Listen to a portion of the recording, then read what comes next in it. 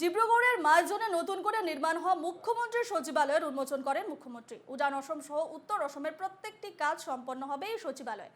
গোলাঘাট, তিনসুকিয়া, ধেমাজি সহ লখিমপুরের সকল কাজ সম্পন্ন হবে মুখ্যমন্ত্রীর সচিবালয়। এখন থেকে প্রতি মাসে 4 দিন ডিব্রুগড়ে উপস্থিত থাকবেন মুখ্যমন্ত্রী ডক্টর হিমন্ত বিশ্ব শর্মা।